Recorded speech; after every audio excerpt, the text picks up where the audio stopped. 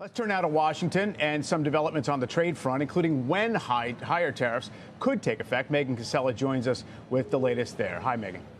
Hey, Mike. Good morning and welcome back, guys, to Trade and Tariff Week at the White House once again. We are expecting a lot of movement here just over the next few days. Starting, of course, later today, the president posted overnight on Truth Social that starting at noon today, the U.S. tariff letters and or deals, as he calls them, will be sent to various countries from around the world starting at noon today. This, of course, is the idea we've heard from the president, that he will reach out to countries and let them know the tariff that he says they will have to pay to do business with the U.S. It ends up being a tariff on their exports to the United States, paid for by whoever buys those exports. But he says he's setting those rates as soon as later today. Officials say those letters will be going out over the next 3 days. But Treasury Secretary Scott Bessent told CNBC this morning that there is potentially still some time to negotiate and that new offers are still coming in. Take a listen.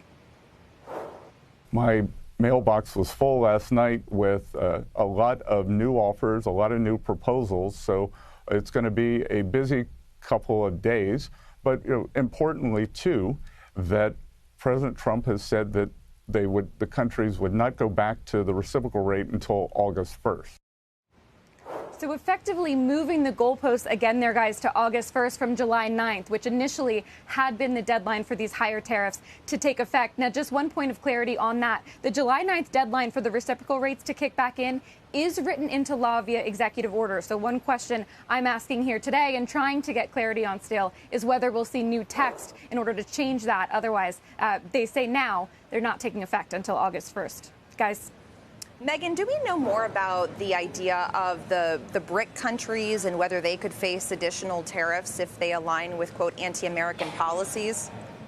Yes, that was a new Truth Social post that came out overnight as well after the BRICS countries this weekend put out a statement following their joint conference saying that they weren't exactly a fan of unilateral tariffs. The president then saying anybody that aligned with that would see a 10% higher tariff additional on top of anything that was already in place. Now, we haven't seen formal text on that, and we would have to see something there in order for that to take effect. But a lot of questions there. China, of course, aligned with the BRICS countries. Would they go from the 145% where we are now to 155%? You would think that would be the next step. What does that then mean for this very fragile trade framework that we do have with China? Same with India, for example. Officials have been saying for weeks now they're very close with India. If just overnight the U.S. was raising that tariff rate another 10%, you do wonder what that means for those negotiations as well. So we'll wait to see if we get any text on that, but that is the latest proclamation from the president on that.